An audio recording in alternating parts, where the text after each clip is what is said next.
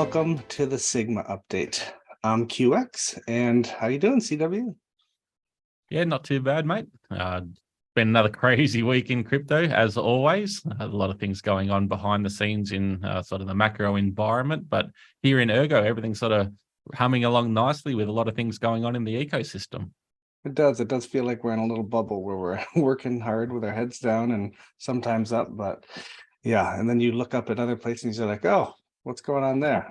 Oops, kind of Yeah, thing. exactly. It's fantastic to see that that we've got that sort of engagement through the community, through the dev community, the marketing side of things. Everyone's sort of here building, helping, and everything like that. So, yeah, fantastic engagement there on the community front. If you've noticed that we look a little different right now, it's because we have switched time zones or switched timing. CW is now late at night and it's 6:30 a.m. here. So that's why I look like I just got hit by a truck. You just crawled out of bed, and I'm hoping to try and get in bed. Perfect. We'll see if this is any different from the other episodes when it's the opposite way. Yep. So we got a short one for you today as far as updates go, because we're going to pull the Dan interview that we did a couple weeks ago, which is a really nice, interesting life story of Dan, the life of Dan, I guess we could call it, from the infancy of Dan up until right now.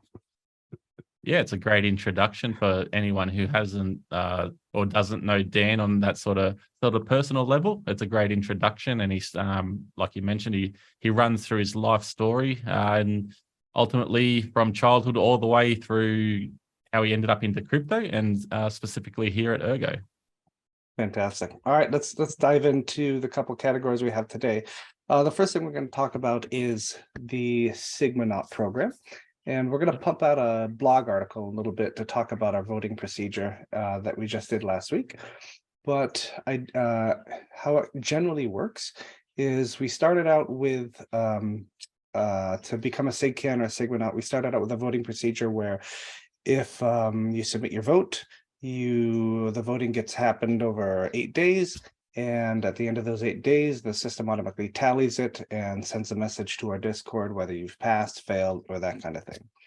So with the engagements of bear market and how difficult that is sometimes, we had to rethink it, because sometimes we would get right below the threshold of a passed vote or that kind of thing. And it was just, fairly frustrating. So we wanted something a little more flexible to be able to keep people coming into the SIG program and not feel like we're leaving them on hanging and that kind of thing. So this is what we've done, and we had our first successful vote last week. Essentially what it is, CW, is we collect votes for a month.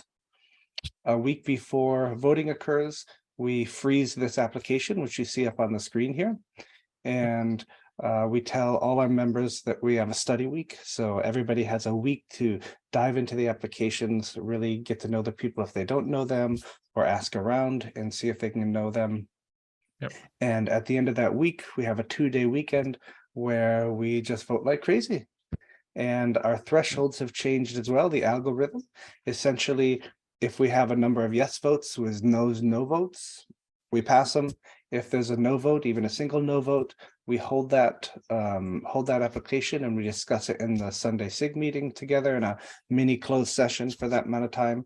And then we either pass them, we go back to the table to ask them some more questions, or we, let them know that their application wasn't accepted. So what you see in here, CW, is the actual Sigmanaut application. You can come here. There's some explanation on how it works. It looks like I have not updated this blurb to say exactly when the voting occurs, but I can do that momentarily. And you fill this out. Of course, this is only if you don't have anybody to sponsor you. If you know a Sigcan or you know a Sigmanaut, you can say, hey, CW, you're a Sigmanaut. Can you sponsor me to become a Sigcan? And CW can say, yep, you're good. You're in the chats. You're a community member. Let me talk to them and we'll modify your permissions in Discord so you can be in the Sigcan channel and start that conversation. Or if you don't know anybody, you're welcome to fill out this form and go from there as far as that goes. Yeah. How long, CW, how long has Sigmanauts been around for? Ooh, that's That's a good question. Off the top of my head, what would it be? I think in the infancy, maybe 12 months, roughly, or if not longer. I'd have to go back and check on that one. But yeah, it's been around for quite a while. But just over the recent maybe 6 months or so, it's gotten a lot of traction now. So yourself included, you've among other people, have had a significant role in building this up. And look what you've done there. You've created some websites. You hold the voting infrastructure. And once again, look at what we've got here. We've put together, or the Sigmanauts have put together the mission statement. So it's a sort of overarching guidance document of what Sigmanauts should hold themselves to, which is great, sort of leading document. But then also that then can be broken down into sort of little subcommittees as well. So for instance, like treasuries and governance and socials and all kinds of bits and pieces. So yeah, it's a great initiative. And I think just touching on your point that you made around the voting process, having that dedicated week study, I myself am quite guilty of becoming quite lax in regards to looking at the applications, especially if it's just one coming in every so often. You don't dedicate enough time that we should be doing to that. But having that dedicated week and then that dedicated weekend to actually submit votes, I think that's fantastic. And I think with applicants coming in, people are like, what do I have to do to look like a viable candidate here? And I think I put it on the top here. We gave you a little tips on actions. So a lot of people that are voting look for if you're active in the community, or if you're on Twitter, or you're reposting YouTube clips or that kind of thing. Just that you're active in the community, you're showing interest in that kind of thing. And then when you come in to be a Sigcan, continue to do the same thing, continue to engage. We have a start here link in Discord in the Sigcan channel, which kind of gives you some tips on what you can do to help with marketing and other holes you can fill as far as that goes. So, and then you have the full Sigcan channel and the Sigmanauts channels that you can chat in with other like-minded people and hopefully help spread the message of Ergo even further. Yeah, exactly. I think it's also quite important to note that you can be as active or sort of inactive as you wish to be. So a lot of people, yourself included, take quite a significant role in the Sigmanauts, but then others can kind of be part of the group, just keep reading through documentation and the chat, the transcripts that are put out from the meetings and things, just to keep up to date. But then also they just go about their usual sort of business and try and spread all the love that they can. So yeah, it's the amount of time that you actually want to allocate. It's up to you. Well said. Perfect. Yep. Awesome. And we put that too. We put similar to what CW just said in your welcome message when you join the Sigs. Yeah. Exactly what he said. Perfect.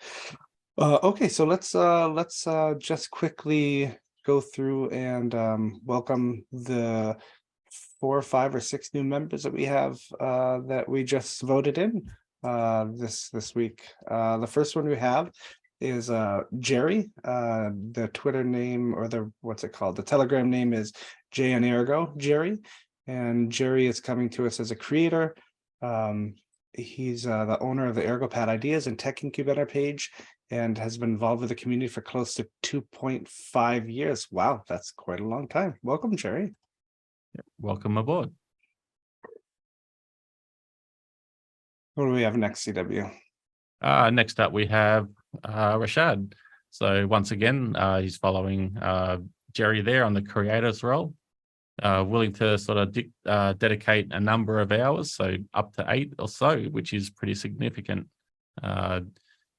Runs into a lot of about me personal experience, filmmaker whose work has appeared on major networks like Al Jazeera and PBS, short narrative films and so on. So be great to see some media coming on there. He'd like to improve Ergo's visibility in the mainstream media space, and with its manifesto being at the forefront, it'd be great to see some sort of cinematography around that. It'd be fantastic to watch. Yeah. Didn't we have somebody a year or two ago that was making these like mini like cinematic promo videos of Ergo? Yeah, What was that? that was Hugo. Um, Hugo is a South African, and he's basically a filmmaker and takes some stock footage and all kinds of things, and compiles all that into sort of some nice documentary footage. Like I'd kind have of to a reach out to Hugo. motivational thing, right? Yeah, Yeah. very cool. All right, next we have Carl, whose Telegram is Kisagape, and same with Discord. They are willing to dedicate 4 or so hours. They're a newbie to the ecosystem about 1 year ago. I wouldn't say that's they purchased some NFTs on the advice of a relative, and after doing a deep dive, they got everything they could get their hands on. Um, they firstly focused on accumulating tokens, and they read a white paper on Cardano and really liked the humanitarian nature of the ecosystem. So they moved to Cardano NFTs. And then from there, I imagine they saw Ergo like a lot of people do and make that transition and came over to Ergo to see what was up and stayed, which is great. Once again, I'll always say this: Ergo just has some kind of gravitational force and just attracts a lot of like-minded people, and the people who do sort of end up in our ecosystem do dive quite deep into the sort of the ecosystem and do become quite active, which is fantastic to watch. Okay, so following on, we have Fred Clark Jr. He's provided quite a significant A lot of sort work of, went into this application. Yeah. yeah, it's like a little cover page sort of CV sort of scenario that we've got going on here. So day job is field engineer and cellular communications. What else has he got going on? Convictions to create a DAO, which is great to see on that decentralization front. What else have we got here? Yeah, it just looks like I said, decentralized nature and everything of Ergo. So I think that appeals to a lot of people. Yeah, it seems like he's very interested in working on DAOs and Ergo, which is pretty. And he's got a whole page devoted to that in his application, which is really nice. Yeah, exactly. And reading a couple of snippets there, I'm quite impressed with some of the commentary in regards to the assumptions and what to look out for in regards to macro environments and centralized entities and things like that. So one thing that we do sort of um, beat our drum with on our sidekick show on Hash It Out, we get quite passionate about that sort of topic. So it's great to see that on this application. Cool. Next we have Eva Quinn, who is let's see, they are Telegram, that's wrong 21, or Eva Quinn on Discord. They are role of interest as a translator, which is awesome. We get some of those, which is fantastic.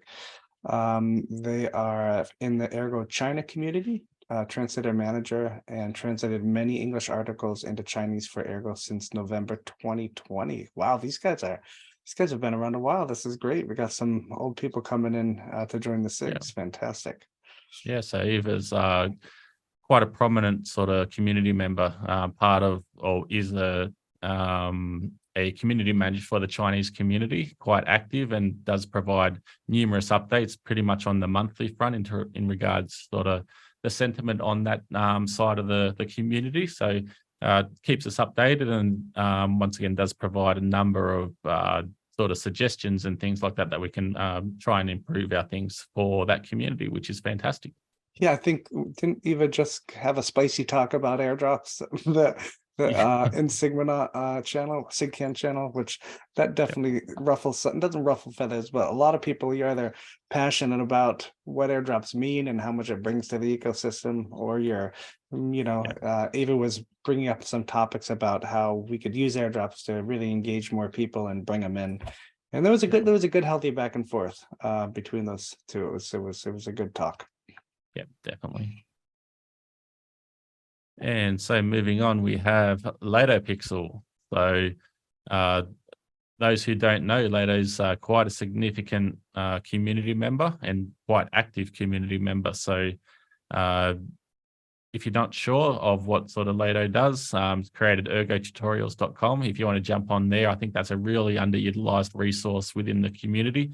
There's tutorials from how to mint an NFT to setting up wallets and all kinds of different things. So I encourage everyone to jump on there and check that one out.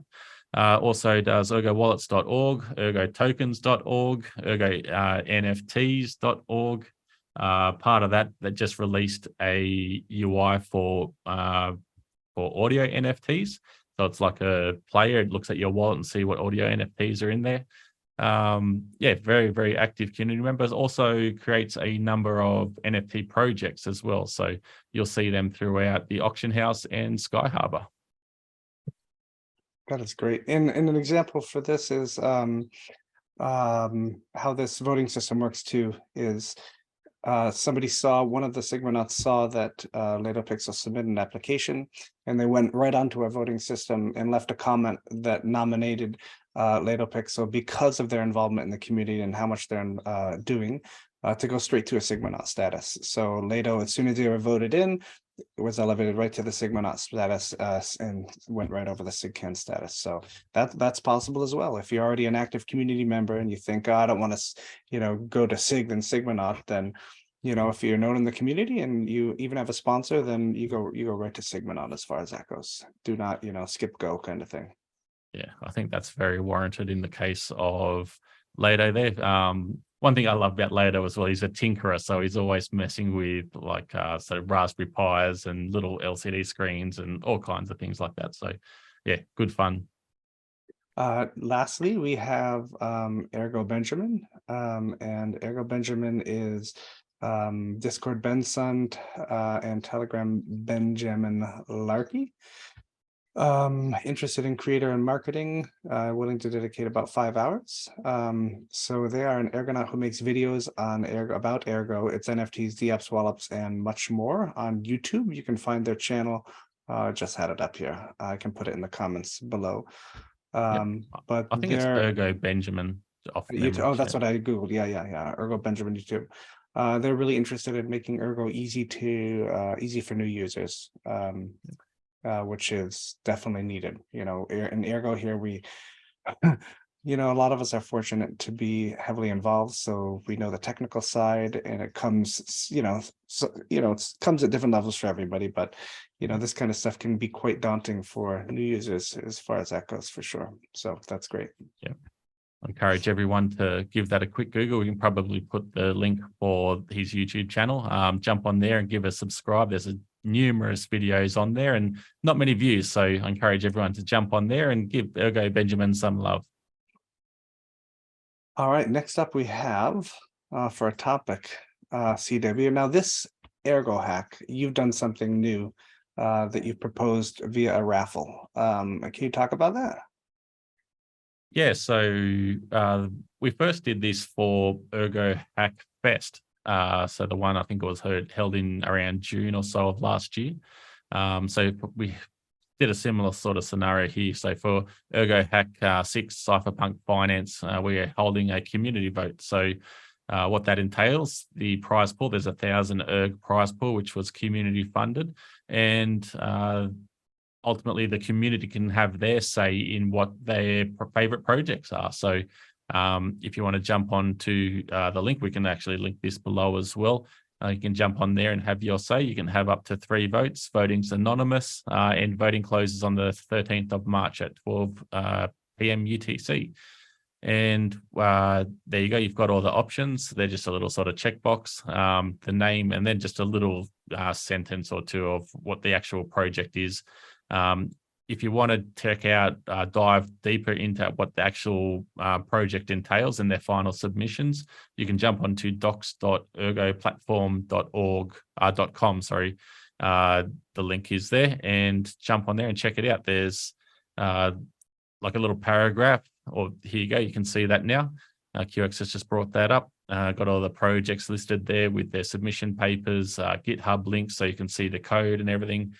Some very, very significant projects, this ErgoHack, which is fantastic to see, and very, very broad and varying topics of what people have chosen to build, which is great to see for the Ergo ecosystem. CW, now how does this differ from the voting that goes on officially to determine the big prize pool winners from the EF, from the Treasury? So the EF actually runs the ErgoHack project itself, so funding and everything like that. Part of that, we have a co-sponsor. So in this one, it is ErgoPad. So we have a developer from the ErgoPad team on the judging panel, Luavatra, and also we have Ilya from the Spectrum team. So for this ErgoHack, we've got 5 judges, 3 from the foundation and 2 independent judges.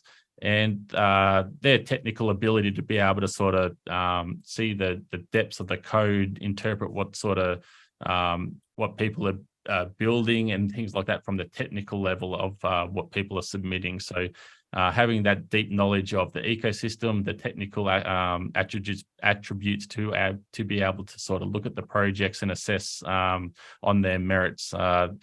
The community side of things, we hold these to try and engage a lot more of the community people to look at what people are actually building, get some eyes over it, get some enthusiasm and encouragement to try and go out there and spread the word of what people are actually building here throughout these ErgoHacks as well. So it's a fantastic initiative, I think. I myself, part of the ErgoHack Fest side of things, I was really excited to jump on there and be able to have my say, because people look at it from the outside looking in.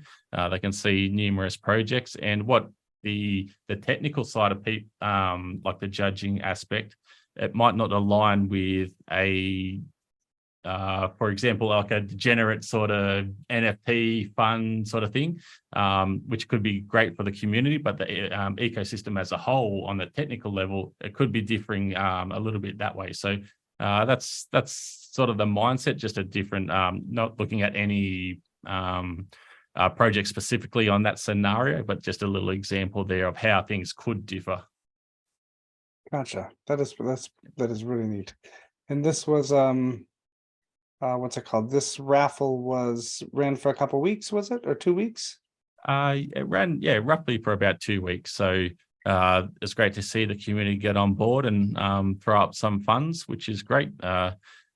I think having that engagement, people wanting to be part of the community, wanting to put up a couple of erg here and there for initiatives like these to encourage the development on Ergo and just sort of spread the word and engagement and show the devs some love.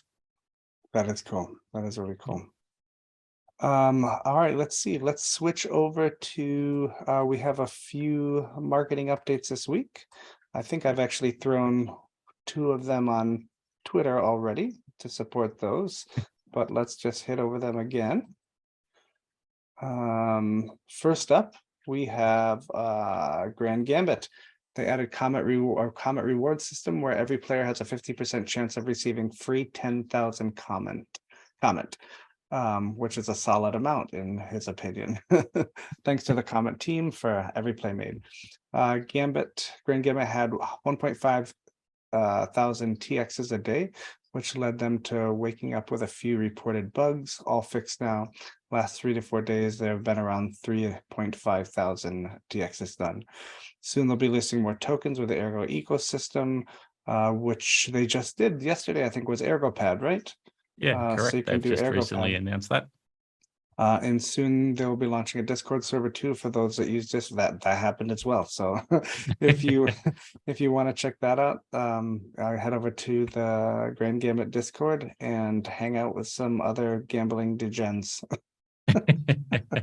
It's good fun jumping on there and having a coin flip every now and then. And I haven't taken away any comment yet, so I don't know if that's encouraging me to play even more because I want to chase my tail or not. So you haven't lost any comment?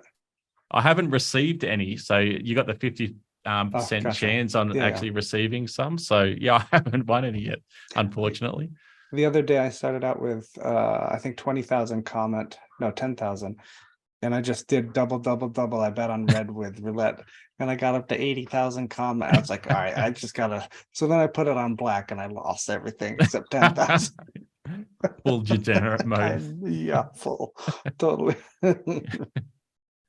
And just touching on that, there is a gambler's help guide on the website as well. So if you need some help on that front, by all means, check that one out. Yes, serious mode. Yeah. There is help Just available. always have to throw that disclaimer in. Yes. Okay, so following on from Grant and Gambit, we have an update from Glasgow. So he's being busy once again. And unfortunately, Adobe's ruined Figma and neutered the free plan. So he's moved the Ergo Figma to Lunacy and mostly exported. Most of the Figma files have exported fine, but they're not quite perfect. So I'll be fixing those up. Also added a page for the Howie test in light of the SEC's drama of late. So maybe something the community could push at the moment with this narrative going around. Ergo's well positioned here compared to most. So if you're interested in that, jump on there and check out the wording around what's how Ergo's positioned on that front. And if you want to sort of make some noise, by all means do so. So for those that don't know, the Howie test helps determine if your project is a security or not. Is that the deal? Yeah, correct. Not being an American, I'm not up to date on my security laws. But basically, I think it was from the 1930s or thereabouts. There's basically a 4-prong scenario. And if I believe it's positive, if you're positive to the Howie test or 4 prongs or something, then you are deemed a security. So Ergo is quite well positioned on that front of not being a security.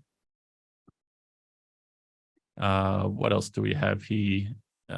So also updating the ecosystem standards. So if you want to check out the page that's linked below for building, if you're building on Ergo, and has also created a post for liquidity provision and yield opportunities experiences on Ergo. It's something that's underutilized in the ecosystem and should also try and push to improve liquidity on centralized exchanges, etc. And also open to any ideas. Spectrum farming and other dApps coming out of beta should help a little. Just on that front, there's grid bot opportunities. There's numerous things. There's actually AMM pools on CoinEx, I believe, still. If you want to sort of provide liquidity on that front, it does provide liquidity to order books. And it's quite lucrative over time, especially when the market's sort of stagnant and then just basically in a range. Grid bots are quite profitable. So it does help out the ecosystem. But with that, there is a disclaimer. You're holding your coins on a centralized exchange. With that, you do not have custody. So just be cautious of that. That's a tough one. Yep. Yeah.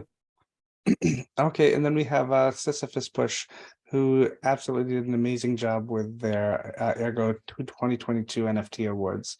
They sent their winners physical tokens. They should be receiving them this week. They probably already should have. One already received the package. And then not only did Sisyphuspush do all this, but he left you the accounting trail. He showed you the raffle links, the transaction IDs for everything, the receipts I think he has down here. He blanked out the tracking numbers. I mean, Sis went all out here, showing you the legitimacy, full transparency of what he did. Yeah, which is absolutely fantastic, and it's really neat. Not only did these people win their categories virtually, but he also had somebody with a laser cutter make these very beautiful kind of physical NFTs. Yeah, I was going to make mention of that actually, because there's a post on Sis's Twitter account. If you want to check them out, they're fantastic quality. I wouldn't mind having one myself, but I am definitely not the artistic type, and I don't think I'd be winning an NFT contest anytime soon. All right, let's see. What do we have next? Oh, next up, we have the Dan interview. So we will roll that for you. And I kept the same shirt on for the entire 3 weeks, so it's kind of smelly.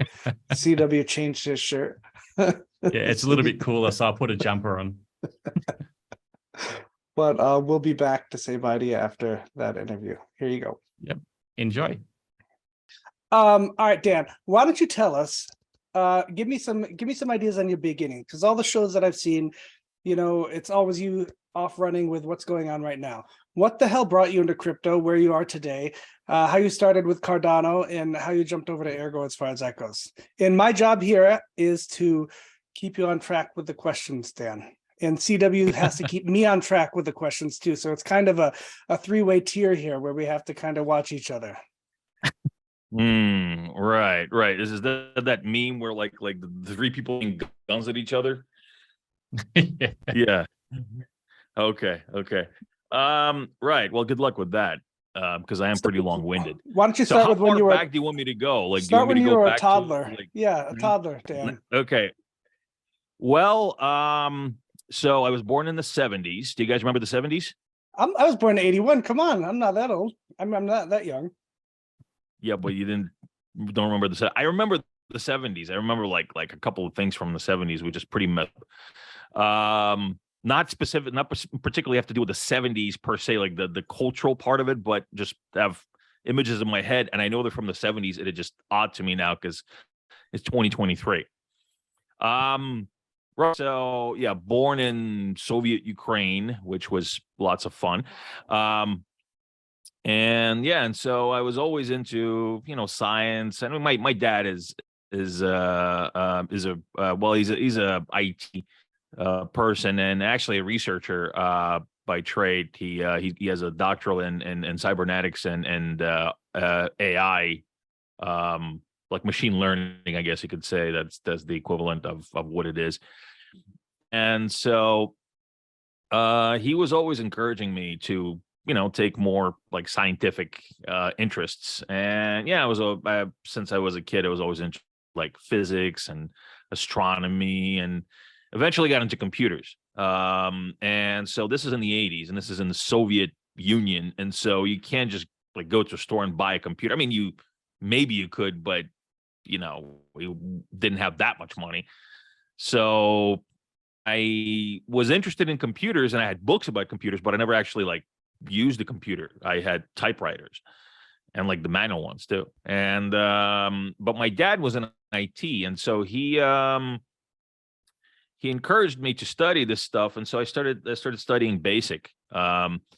And so what I would do is I would actually I'd read books about it, and then I would write down a program on paper. And then he would take it to work, and he'd he'd input it into the computer, and then he would bring me a printout of like the result, And right, so to you, show that you it screwed ran. up, Dan. You got to fix this. Well, I mean, thanks for destroying my childhood memories. But really nice of you. Anyway, yeah, that's my cat trying to get in. He knows how to open doors, but I know how to block them. So, I am smarter. Right. So, fast forward to coming to the U.S. I came to the U.S. when I was 12. And, of course, my dad, the job at IT again, because that's what he did. And so, yeah, we had our first computer was an AT. So it was a 286 AT with what was it, like 512K memory, but amber monochrome monitor. And so like one of the things for that was, so there were almost no games that you could play on monochrome monitors, because back then we had CGA and EGA, VGA monitors. Like VGA was like the top of the line, like only rich people had VGA monitors. So like the middle class version of a color monitor was the EGA, which is like 16 colors or something like that. But we were poor, so we just got the cheapest monitor, was this like amber monochrome monitor. And so the only thing and they never had any like action games on it. The only thing that we had on this was Sierra games. I don't know if you guys remember Sierra games, but Police Quest, Quest for Glory, Space Quest, and those are like the only games that I could play on there. And so like my entire memory of my first real games is all in amber. It's just really weird. And so that was also the era of BBS. And so like the other thing that I would do is I'd use, what was it? So what the hell was it? The dialing program. It was like something plus. Forgot what it was called, but it was just a dialer, right? And so you would dial into these different BBSs, and you would grab code, and sometimes you get like game walkthroughs for games I couldn't play. And so I started really digging that. And I was in the ones that I would visit were these two. I don't even know where they were. I can never actually find them online now, because online they have actually pretty extensive catalogs of BBSs, but for some reason these are not on there. So the one that I used to go to was Sanitarium BBS. And this other one was called Freetown. And Freetown had a lot more stuff, but it had like all these rankings and stuff, and I could never like get through security the right way. And so yeah, they had KYC. Yeah, contingent BBSing. And yeah, so basically I also kind of started to think, I'm like, oh shit, man, I wanted some action games. And so so what I started to do is I started to go and borrow these books at the library that would have like game code, and then I would build on top of that code. I actually started that with my first computer was actually a Tandy 64. So this was before we got the 286. My dad bought me a Tandy 64 at the flea market, and that thing was from the 80s. Like it had like cartridges on the side. And you could save your program on a metal tape. So you would connect this one of these big ass like tape recorders from the 70s or like mid 80s, like the giant ones with the cassette. And so not even like the mini ones, right? The big ass ones, the full size ones. And so I rigged this thing up to save programs, but I could only save like 34K on it, something like that. It was really, really small. And it would take like 15 or 20 minutes to save the thing, a metal tape. And so it just I wrote some games on that, but really my main moment came when we got the 286. And even though there was no color on there, I could write more because it was a lot more powerful. But my restriction was the video cards. And so what I did was I started kind of trying to interpret these games into into like monochrome versions so that I could play them. And so eventually I got into doing stuff like not just like changing the code on those games to be able to play them on monochrome monitors, but also like I remember I probed up did you guys ever see War Games from the 80s? Yeah. Matthew Broderick, was that Matthew? Yeah, with Matthew Broderick. Yeah. I programmed up global thermonuclear war in BASIC. So you hand typed this all, or are you getting code from? Jeez. No. Like I hand typed it, and then I drew the map with screen.1, 1.1. Yeah. The little turtle thing. One. Yeah. Yeah. Just like I drew the whole thing. I did like I typed the whole thing up. It took me like a week to do. Did you go to school? Did you go to school at this time, Dan? No. This is just from my dad. Like my dad just gave me books on. I never actually formally went to school for IT. Like I took some classes in college. I never actually I have about 3 years towards a degree, but I never graduated. I started working, and I just never went back. Well, it's something that I actually want to do eventually is finish up school. But so started doing that, and so I guess fast forward a few years, and so I started getting more and more into I guess the internet when it was just kind of starting up back in the mid 90s, and so I started getting into, back then it was Gopher browser. This is like one of the first ones out there. This is back when there was like a hack could use, right? So if you had like AOL or Prodigy, which were these like online services back then before the internet browser Good old AOL, era. my goodness, yeah. Yeah, AOL, Prodigy, CompuServe. Actually, it Yep. wasn't CompuServe. CompuServe was pretty cool. I actually liked CompuServe the most. AOL was a little too commercial for me, you know. Like I always like kind of CompuServe seemed more like, I don't know, intuitive and just kind of cooler. But Well, AOL was anyway, like AOL was like the Apple equivalent of the browsing the web, where they do everything for you. You just click on little buttons and it's all pretty. And you're done. it didn't seem kind of like you know, hacky boy, cypherpunky guy type of thing yet. So yeah, so I started messing with that, but there was a hack, and I forgot how I did it, but basically there was a way to set these services up, because they would actually, when the internet started going mainstream, more and more mainstream, they would actually charge you for being online, like $2 an hour or something like that.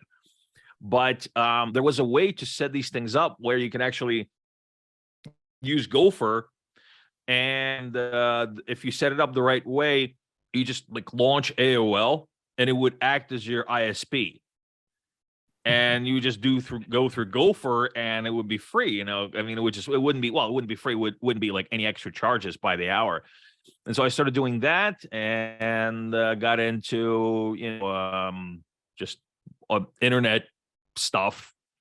Started doing what was it back then? Java servlets. And yeah, just making, because I was never into all the entire Microsoft stack, like ASP and all this like then Visual Basic was a big thing. I guess it still kind of is. Was big back then. Yeah, Visual Basic, then C.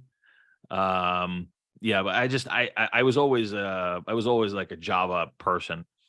And so I started really getting into that. And yeah, and so I was also going to school to get a computer science degree, but never finished it, because actually I got a contract from McGraw-Hill. So this is back in like 1998. Publishing and company? I had my own, like, McGraw-Hill. Publishing company? Yeah, the publisher, yeah. And I was doing like my own business, where I would make these internet malls. They were called back. So back in those days, like one of the big things that everybody tried to get into local business would want is to be part of an internet mall. And it's basically just a website with all these like pages on there for different business, right? And so I would go to like Chamber of Commerce meetings and all these different local association meetings, and you know, onboard people to these internet malls that I would put together. And so I was in it for a few years. I was in it for like since like, well, I mean, I started getting online back in like 94, I think. When I started really kind of digging into it in 95, 96. I went to college in 96. By about 98, like and a half, I had actually fairly solid experience, as it turns out. And wait a second. Did it like zoom out or something? You're good. Leave it. It's high quality now. You're great. You got a good pipe. Go for it. Okay, because you can see my junk behind me. I'll crap you out anyway. Don't worry about it. Yeah, like my Cardano Summit bottle. Perfect. Got to scratch that. Yeah. Well, I'll put Ergo on that label. Yeah. Just superimpose stuff. But anyway, yeah, and so at that point I got a contract from McGraw-Hill saying that they wanted to find out why they had like 14 or 15 websites, and they didn't know why these websites weren't getting any traffic. And so they got me to go through their code, and it was basically SPO, you know, but back then it was just optimization. Back then they just wanted to know why it didn't work. And so I went through their code, and I told them, okay, so you have to rewrite the code in this way, and you should put like metadata tags in it, and index it properly, and this and that. And so, and they paid me quite a bit for this. This was like several $1,000s. And and back when you're like 19 years old, and just kind of get a whatever, what it was like $3,000-4,000 for just looking at some websites and telling these guys what to do with them for like a week. Like, oh shit, this is kind of cool. And yeah, so started getting more and more into it. And so actually then I got a longer contract with McGraw-Hill and this company that was working with them called TwoBridge, that was writing a content management system.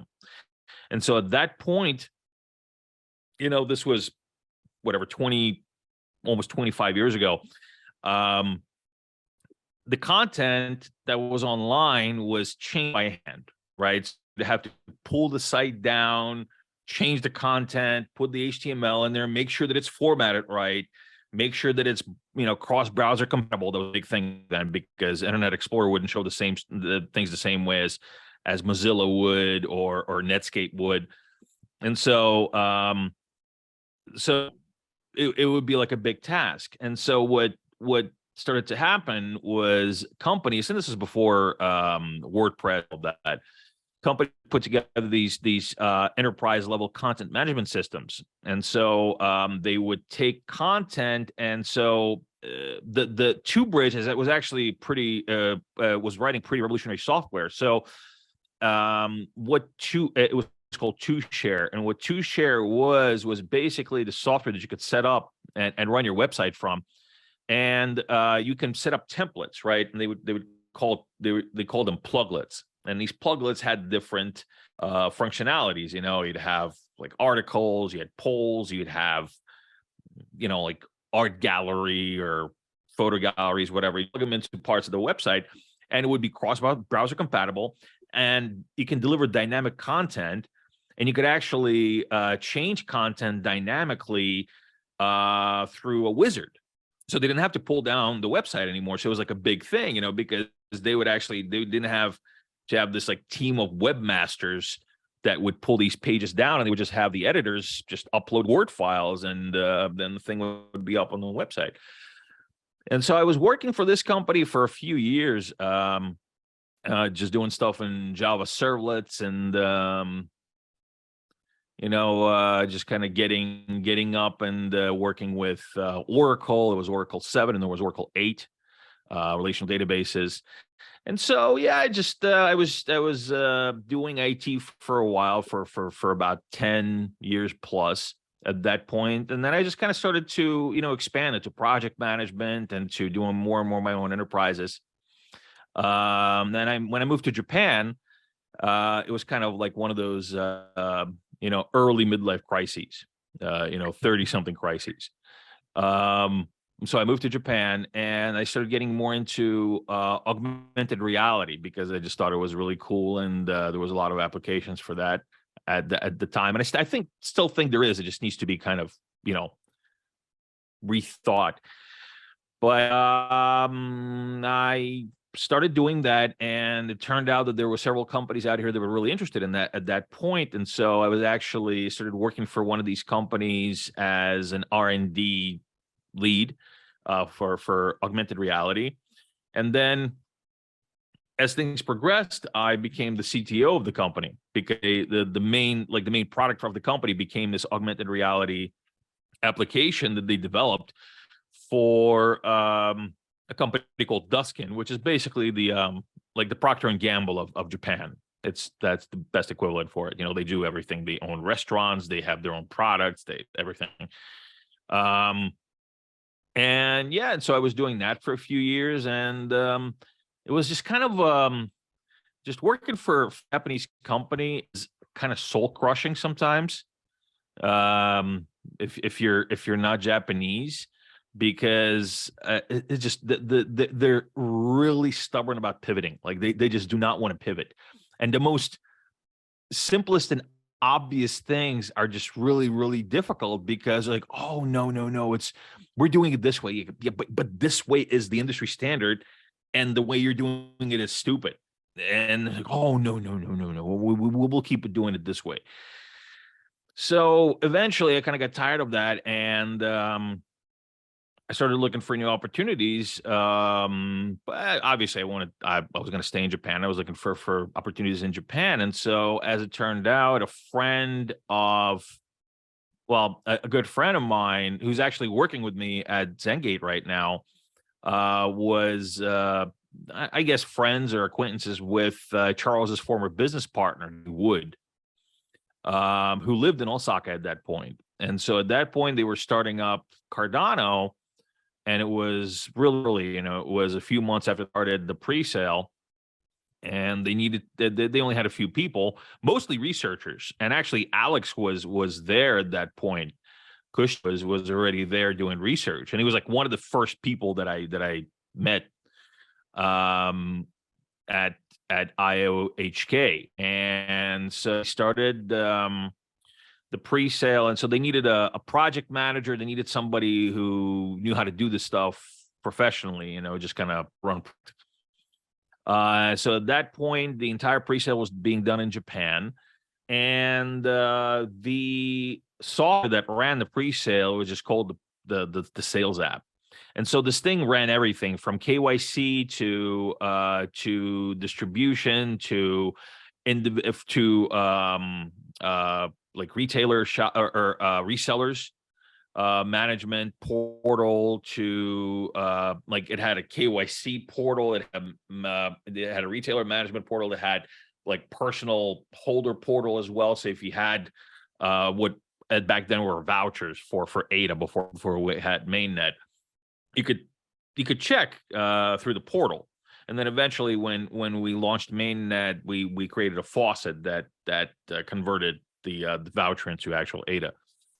So so I ran the pre-sale app,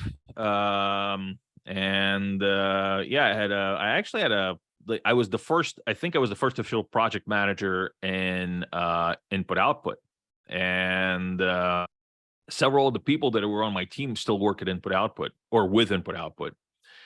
And so just things I guess past a few more years, I started doing many things after the pre-sale was over. I started getting more into facilitation of just different workflows within the company. Kind of started to get the project management pipelining going.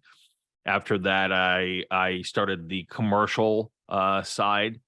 And that was the first, when there was no more project for me to manage for the pre-sale, I said, well, okay, so now I'm going to do business development. And it was the first one in the company that had the title business development. And I actually did that on purpose. I just said business development. I didn't say business development manager. I didn't say business development director. I just said business development, so that let people's imagination run, because I didn't think, kind of specifying a title. So I did that for some years until we actually started to build up a commercial department. And within those years, I mean, they did some really cool things. We were built up a did system for the Ministry of Education of Georgia. We also did one for Ethiopia. They just rolled out. I also did one of the first mainstream blockchain-based authentication deals with New Balance. So various interesting projects, really cool projects. And so I remember when Ergo launched in 2019. I actually remember when Ergo launched, we were talking about it, and we were talking about mining Ergo. And so I don't know if they actually ever got around to doing that or not. I remember there was like one of the pieces of business that was brought on, that was brought to my desk, or whatever the expression is, crossed my desk. What is the expression? Yeah. Whatever. Anyway, That's it. it came Put across your desk, across you my got it. desk. Yep. Yeah, it came across my desk. Yeah, that's it. And so I just kind of started following the project. And then I think about what, like a year and a half later, not a year and a half, but even before that, I had actually several friends in Japan who are big time Ergo holders, and they knew that I was working with other projects, and they were just telling me, they're like, hey Dan, you know, why don't you try to work with Ergo? You know, why don't you see if you can kind of, you know, help guide some things over there and do what you did for Cardano. And so eventually I just kind of, you know, I started kind of digging into it more and more and more. And I approached Alex and I said, hey, I mean, this is really cool stuff.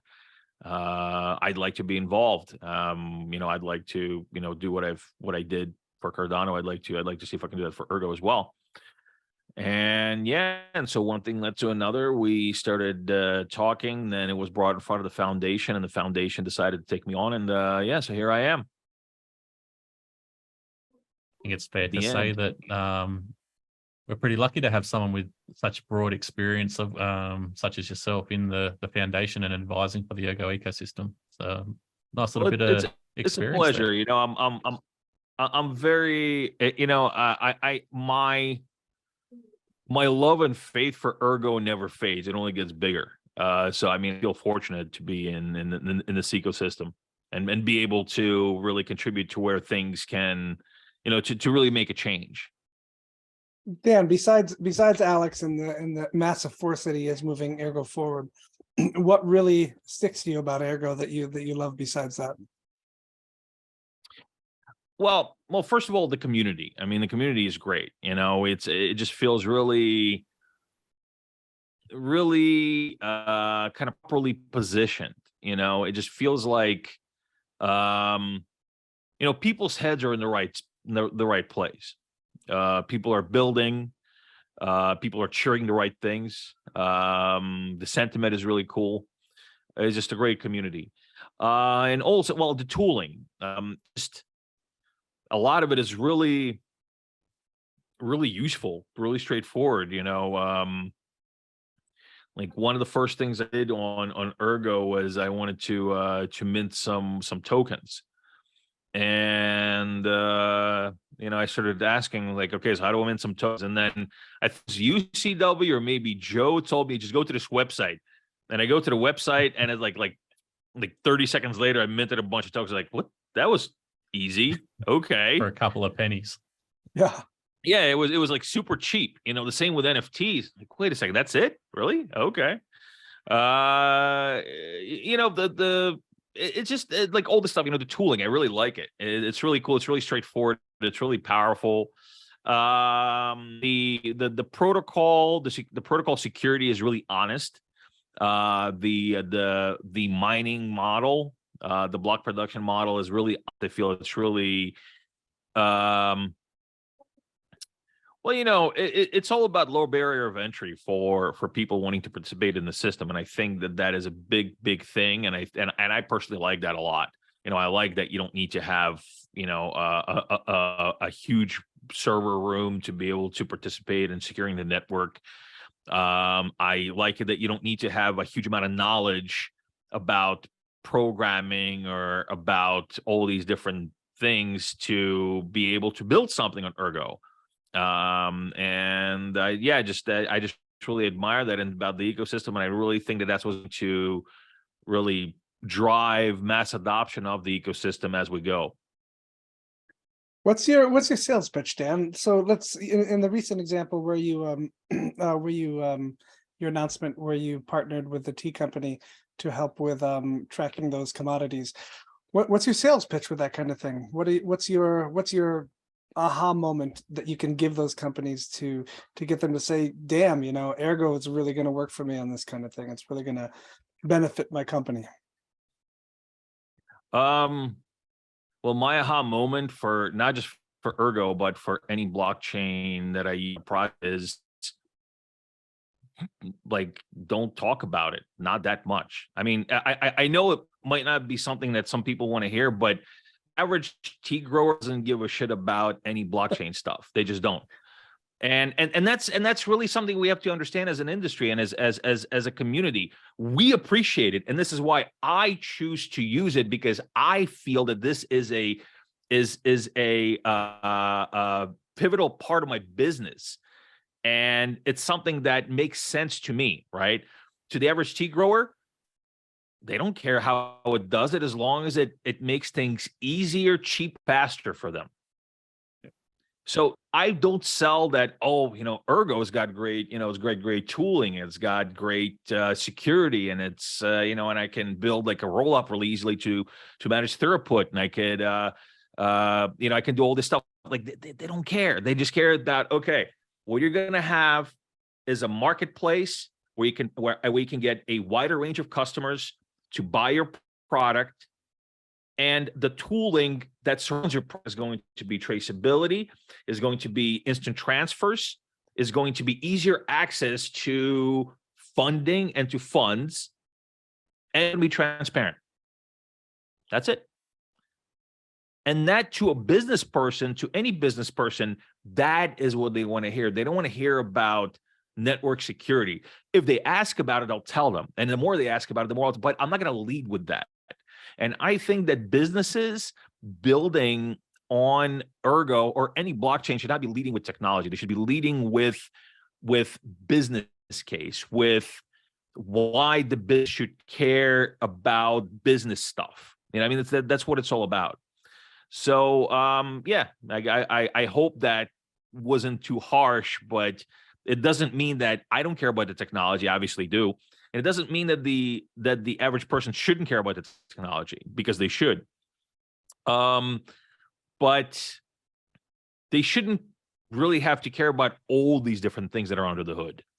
They should just be able to know that it's secure, that it's fast, that it's transparent, and all this is going to bring them more and more income. And that's what business is about. It's optimization of processes and optimal income for through ethical business practices.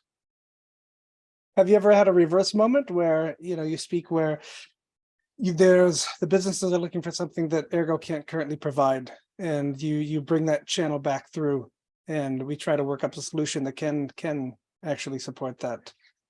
Yeah, absolutely. Like, for example, I was speaking to a nation state about utilizing Ergo, and the issue was that the network is just too small. They were worried about security. They were worried about and again, this is not about so they actually had some blockchain knowledge, but it was not all like correct. So they were worried about like 51% attacks. And they said, well, it's whatever, $100 million ecosystem. At that point, I think it was like $100 million ecosystem. It's $100 million market cap. So that means that for $50 million, it can crash their network. I'm like, well, no, it doesn't. That's not how 50% attack work. Yeah, but they can just buy $50 million worth of Ergo and they can own the system. Like, well, no, because the more you buy, the more scarce the supply becomes, the more the price goes up. That's, supply and demand. That's how it works. But anyway, but they were right about network throughput and about the ability to really sustain a large volume of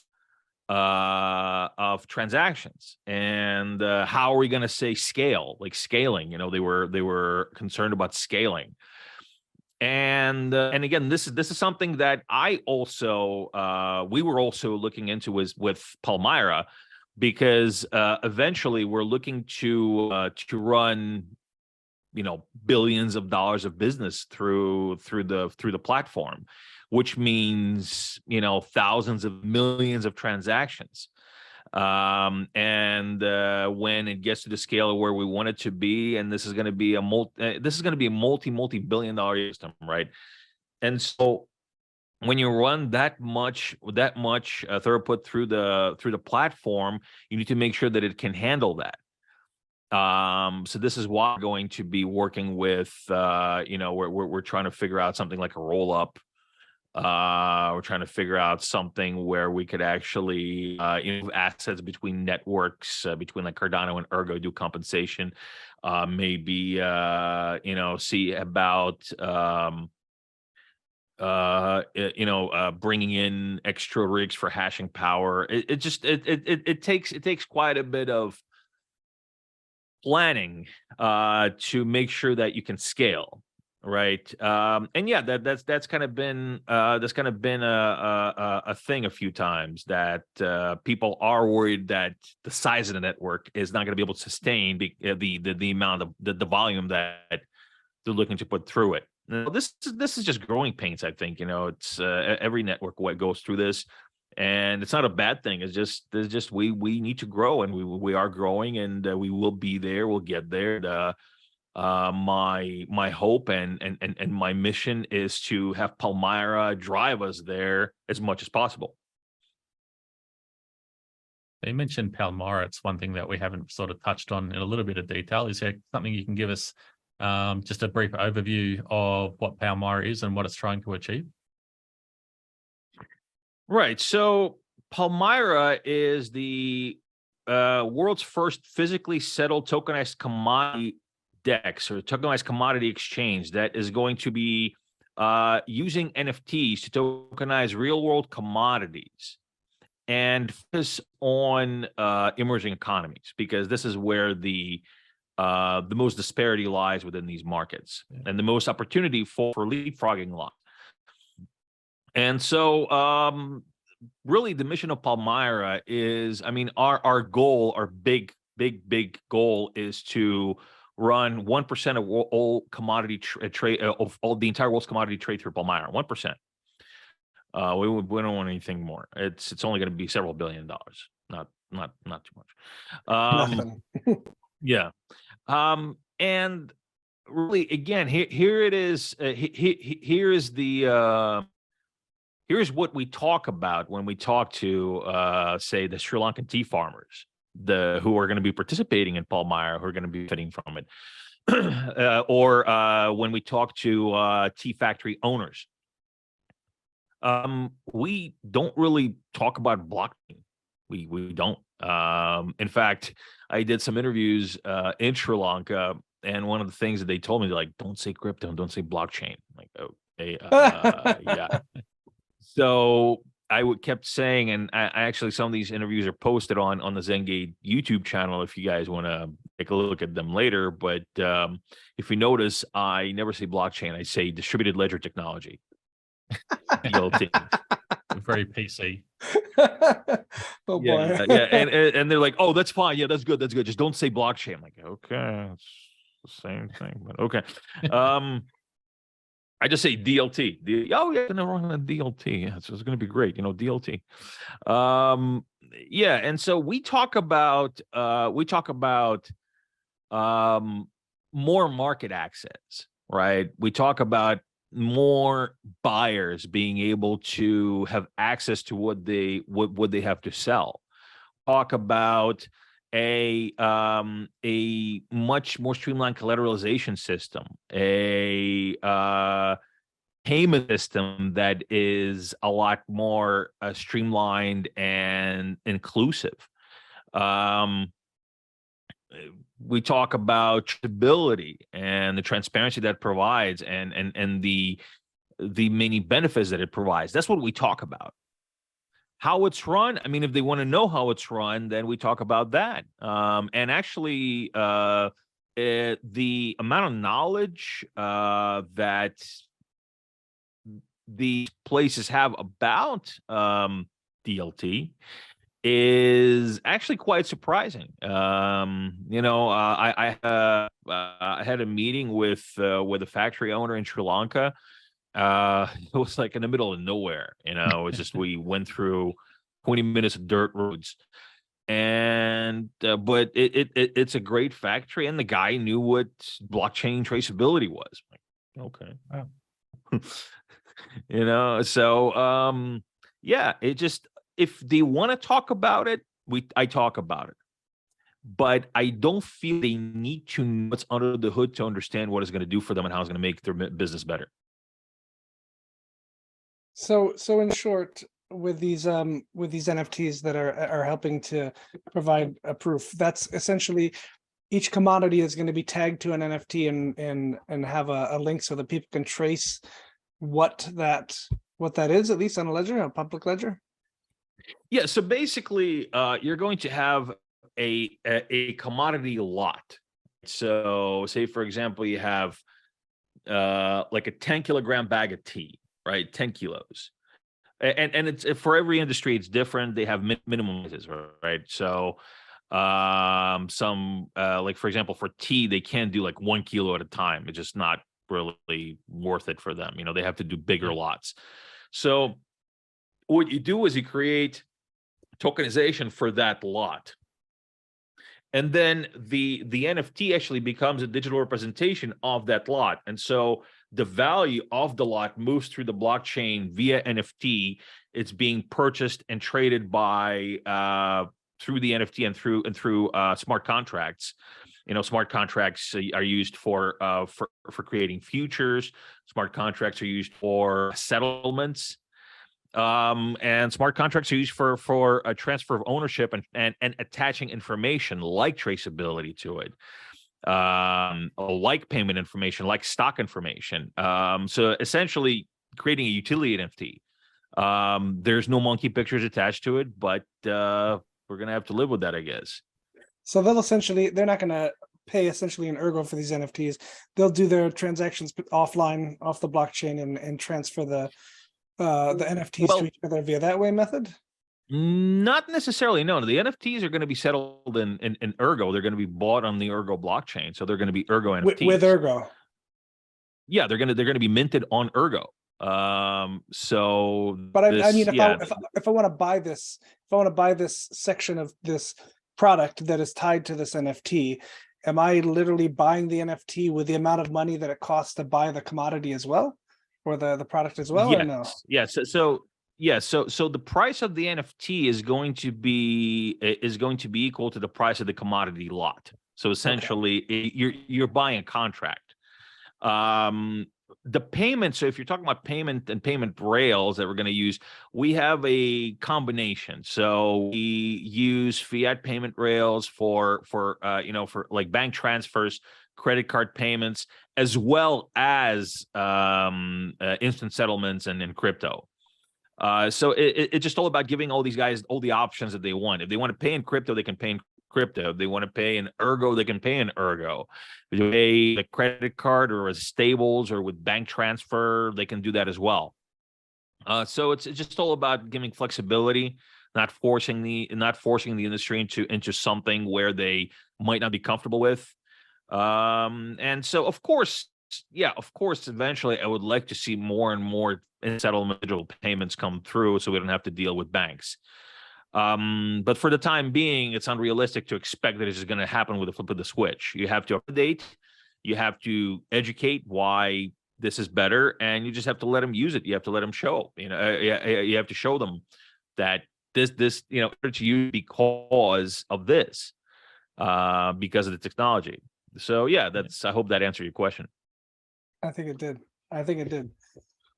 CW, you got anything else? I think we gotta wrap it up. We still have some stuff to do after Dan leaves us. No, it's a pretty in-depth sort of conversation there. So running through all your childhood, your experiences, leaving college itself, leading into your early professional career, your first steps into crypto through the Cardano side, and then ultimately ending up here and building on Ergo, the blockchain itself with Palmyra. So nice to see a nice little sort of personal journey there and a representation of sort of what Dan is about. So it'd be a nice little introduction for people who may not necessarily have followed you previously, but it's nice to have that now available here in Ergo. We've got the exclusive on Dan's early childhood here on the Sigma update. Well, I appreciate it, guys. Thanks for having me, and I'm glad we this thing done. I know we've been kind of passing ships, not making it, but yeah, finally we did. I finally cornered CW about assuming things. Um, Never assume anything. We all know what happens. yeah, I know. And today I'm probably just going to torture Sam about that too. All Dan, right. what's Guys, thanks a lot. what's the best place for people to reach you and bug the hell out of you? Is that Twitter? No, call me on the phone. No. We'll put your number right Send me here. a letter. KCW, what's your address? Oh, wait, cut that out. I should ask PO that before I box. said that. I know. Yeah. PO box. 1. Yeah, just Twitter. You can reach out to me on Gram. Just don't reach out to me with like we are a advertising company with all this great shit that we can do. You like Ergo, right? We want to make Ergo really big. Or don't start it with hi and nothing else. Those are all saying hi, and then I go and look at your profile on Telegram, and there's like no name attached. I'm like, bye. Yeah. I usually Anyway. get the ones that a private buyer wants to buy like $2 million worth of Ergo or Erg. Yeah. I tell them All I those point OTC them I to deals. just got that one.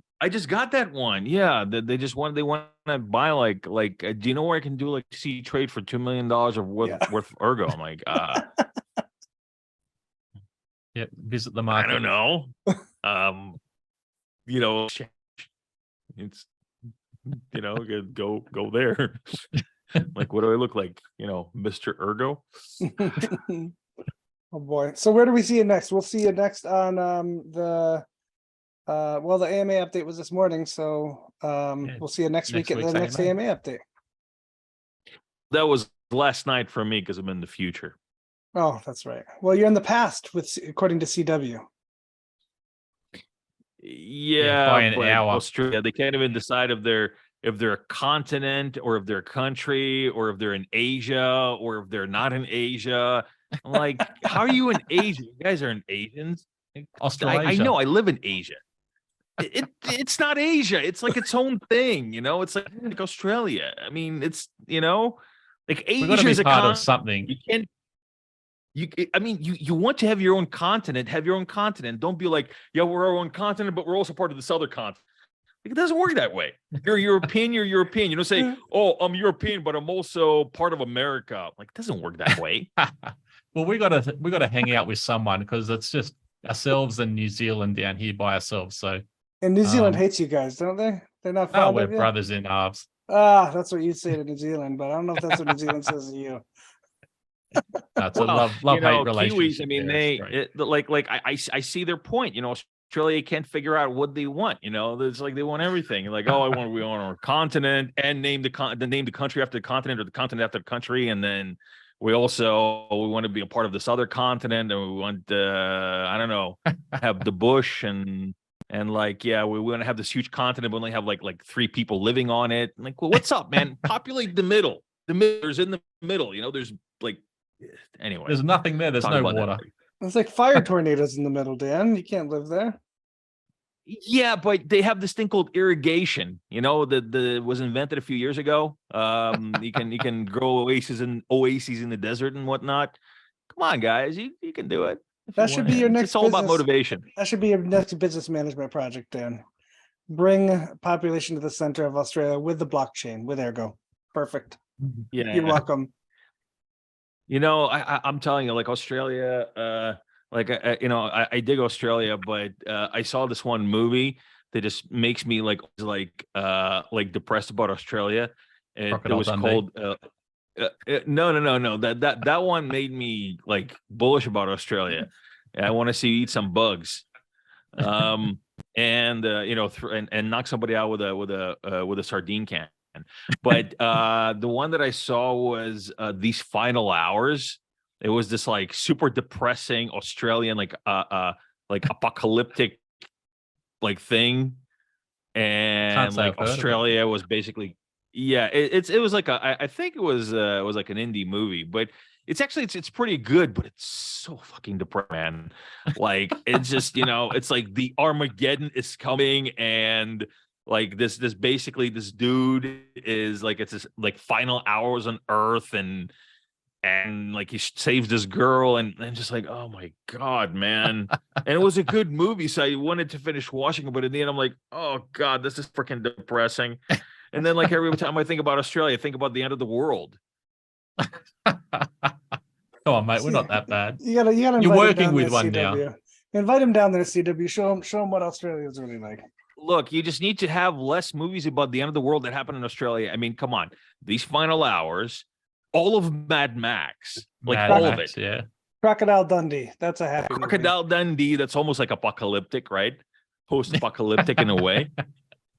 What do you expect? I mean, this is like an an image thing. I mean, you guys got to work on that. Finding Nemo. Anyway, Finding Nemo. so I'll send you. Yeah, I'll send you a Quokka mail. A Quokka mail. Yeah, Quokka mail. Yeah, it's gonna come to you on a mail Quokka. Well, they're only on one little island way on the west, so yeah, they're pretty sort of restricted in their ability to move anywhere. So, but yeah, Google them. They're awesome, happy little characters. Sounds pretty oppressive. Well, that's how our also nation oppressed started. Quokkas. Yeah, seriously, man. You like who have you not oppressed? Okay, let's just start with that. Like you got koalas back there. I mean, you call them bears, not even really bears. I mean, what is this shit, man? Okay, get this figured out. It's actually American. Anywho, koala bears. Yeah, but I'm a Ukrainian Jew. Okay, so like, don't talk about being oppressed. Like, I was oppressed in several different countries. Okay, and throughout history. So you can't even play that card with me. Yeah. That's a fair call. Yeah, you got me up there. Yeah. So there you go. You can never live up to my level of my people got oppressed thing. Of my oppression. Oh. Yeah. Oh God. Yeah. You're anyway. I think I talked enough shit right now. Okay. Poor Australia. Yeah. Speaking Think of of the depression, I'm gonna koalas. go and Think of the cry in the back quokkas. room. Yeah. They're like, yeah, I got a quokka tied up in the back room. Oh, Dan. All right, we got to get Owes me CW. money. We got to get CW going, or else Joe Armenio is going to be pissed off that he's missing his 11 o'clock show. CW Yeah. does one Oh, back to okay. back. He does the I'm gonna do the dev update straight dev after update this. next. Yeah. Yeah. Okay. All right, guys. Well, Easy man. one thing about like Jorginho that actually, because people see him mostly sitting down, like the first time I met him, I was kind of like, he's a big dude. Like he's Yeah. almost as big as me, which was kind of like, oh, like, holy shit, man. Because he came up to me like, was like, hey, I'm like, what?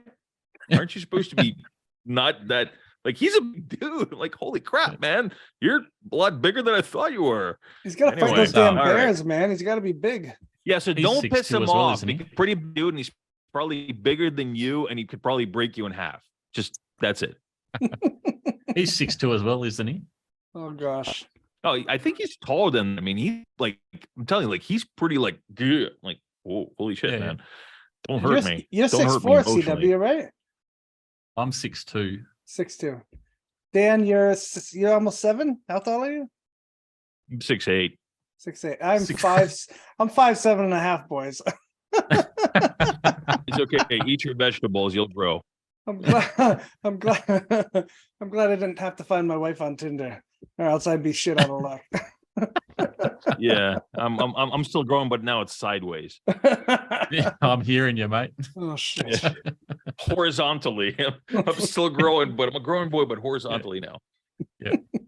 All right. Thanks so much, Dan. Appreciate you coming on. Talk soon, All right. mate. Thanks a lot, guys. We'll try to have you again if we Have a don't get good one. canceled after this episode. Oh, they can never cancel me. I'm like global warming. Whatever. I'll figure stronger. out a better analogy. I'll figure out a better analogy. Anyway, all right, guys. Thanks. See you, Ciao. mate. Take care. Yeah. Catch up. Bye-bye. Okay. Well, that pretty much wraps it up. That was a that was a fun interview to do. It took a lot of editing. It went a lot longer than probably what you just saw there. So, but it was a lot of fun to do and see Dan and talk to him and get him on that personal level. CW, you want to go through what people look for this week in terms of shows? Yes. So on what do we have? You put me on the spot. Sundays is the weekly developer update. And the Sigmanaut Tuesdays meeting. and Sigmanaut meeting. Sorry, thank you for correcting me. Also on Tuesdays, this Tuesday we're going to have another community chat. On that one, off the top of my head, it's going to be Oracle pools and a couple other things. Which channel? By all means, that'll be on. We're going to hold it on Twitter and Discord. It's a lot more engagement from that front. What else do we have on Thursdays? We have the weekly AMA and developer update. Wednesday, Thursday, try and get the hash it out. We do record that on Monday night, sort of UTC morning. Once the editing's done, we'll have that sort of up right away. What else do we have? Fridays, we'll try and have this Sigma update out, depending on when we can actually record and have the editing done and things like that. So there's numerous sort of things going on. We're actually creating a lot more shorts and things. So that'll be sort of released throughout the week for the AMA, the dev updates and other bits and pieces that goes on throughout the ecosystem. So by all means, check those out. Oh, let me give a shout out to Clips, who's been really prolific in taking a lot of these YouTube AMAs and hash it outs. They haven't done a Sigmanaut update yet, though. Well, they take these short little clips of 1 to 3 minutes and put a title on them, what it's about, and it could be Joe talking about Rosen Bridge, or Dan talking about something, or Kushti talking about something, or CW, and they take that little clip, put it on YouTube, clip it out, and post it in the channel. So it's a really good thing. You can just scroll through the videos, see a topic that you like, and have a little quick digestible bit from them, which is really cool, I think. Yeah, definitely. We've got there's hundreds of hours of content on the Ergo channel. We'll be up there up to hundreds of hours soon on the Sig update as well at some point, taking little snippets here and there, provide an insight into what the discussion actually is. And then hopefully people do want to sort of know more and actually watch the whole video. So you can have short little snippets of information and hopefully sort of drive a little bit more engagement on the other front there, and people looking at watching the whole video the video as a whole. Yeah, great.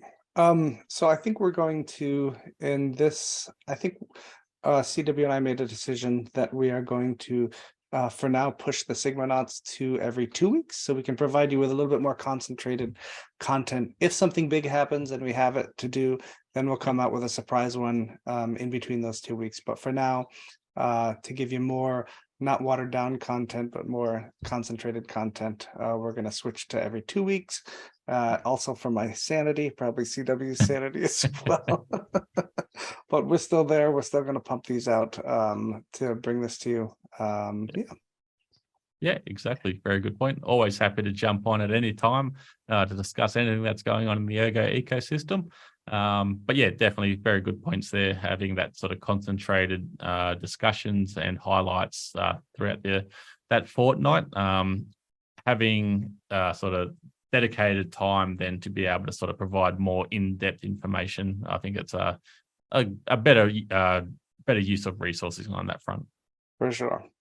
Yep. All right, everybody. Well, we hope you have a good week. Stay safe, trade smart, know your assumptions, all those taglines from Ergo. Everybody have a good one. And ultimately have fun. Yes, great. All right, guys, take care. Thanks for watching. Have a good one.